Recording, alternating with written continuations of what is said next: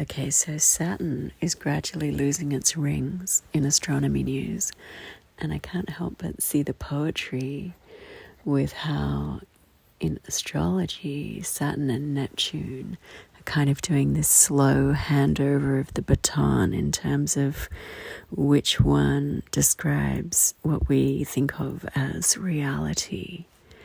And at the same time, this is happening as Saturn and Neptune are doing their tour of Aries and late Pisces together. And Saturn and Neptune will conjunct at 0 degrees of Aries in February 2026 for the first time in about 6,000 and something years. So they have been conjunct for a lot of 2025 since May through to, about now. It's early September now. And they'll both retrograde together into Pisces, but Saturn does move a little faster. So they're not, exactly at the same degree. However, let's keep on track with Saturn losing its rings and Saturn and Neptune kind of handing over the baton over our concept of reality. So in astrology, Saturn represents the physical plane, the solid world, the world of linear time.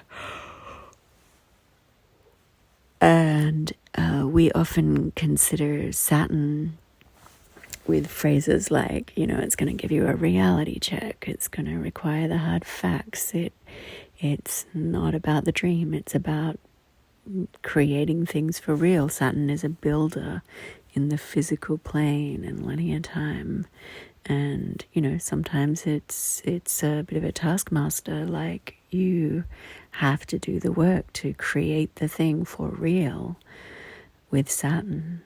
And conversely, Neptune represents the energetic realms, the spiritual realms, the dream realms, the metaphysical realms. And so it has been associated with, let's say, the dreaming. So we have Saturn reality, Neptune the dreaming. However, since the development and progress made with quantum physics and research, even non-quantum physicists will now tell us that even solid objects are mostly made up of empty space. So there's less solid object, even within a solid object, than there is space, empty space, energetic space, and that it's the energetics and the forces between these spaces that create the experience of solidity. So with that, suddenly Neptune is king of the realm of reality. The energetic realm is the reality. And this is something that ancient traditional spiritual teachings have known for a long time and spoken of for a long time and taught us for a long time. So it's really beautiful, I think, in terms of its potential to yield really interesting conversation and expanding perception and understanding the role of language in terms of how it generates our reality and our sense of reality and our definitions of reality. And that's a Saturn thing. Saturn defines things because Saturn is the bookends. It creates the parameters of something within which it exists. And, like creating the bounds, Saturn being the ruler of the border between this and that, allows for it to become a defining concept. It will define what is. Whereas Neptune tends to blur and dissolve boundaries and is, like I said, more associated with the energetic of the dream realm. But now we know that reality is that also. So the answer is, which one? Yes. Yes and. Yes both. It's not either or. It's yes and yes.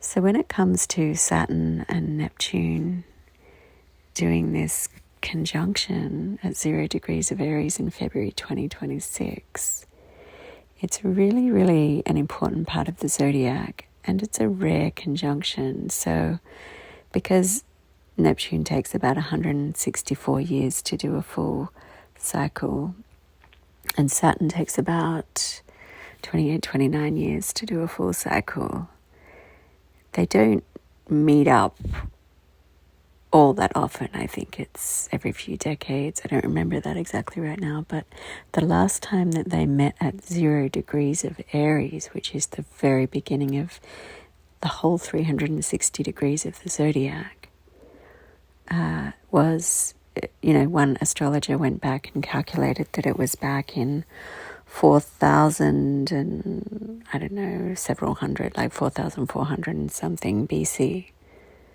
which is over 6,000 years ago from now.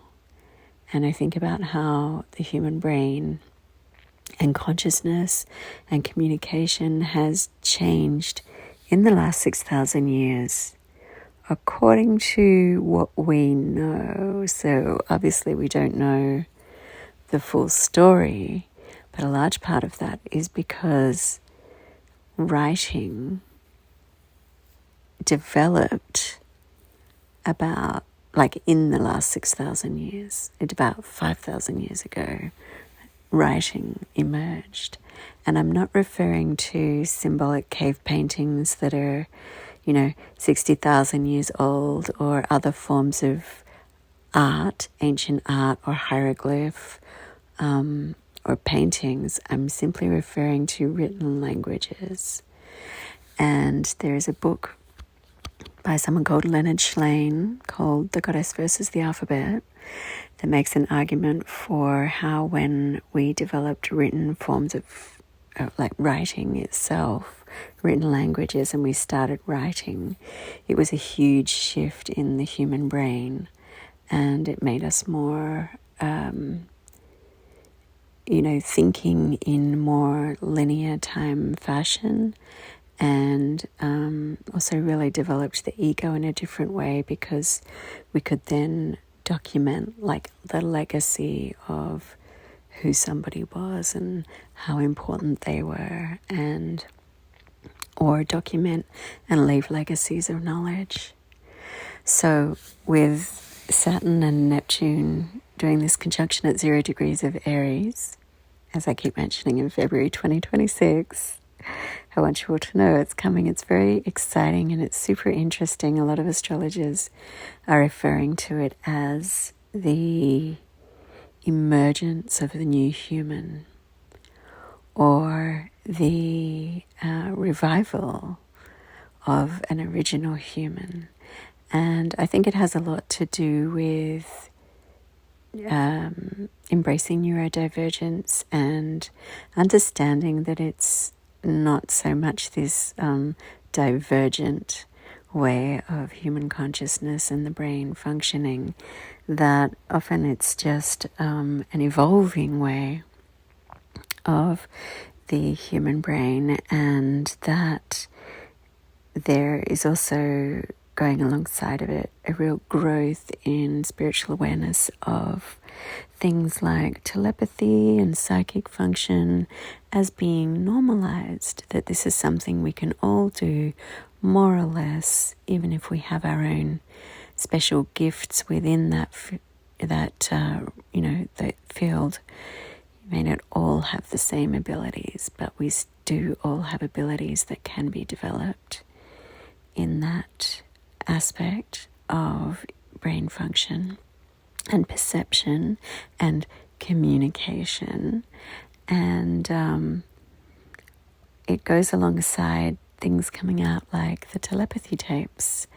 And I bet that the documentary that documents the double-blind controlled trials of telepathy in non-speaking autistic humans I bet that they'll be releasing that in February, because I know they're releasing it in 2026.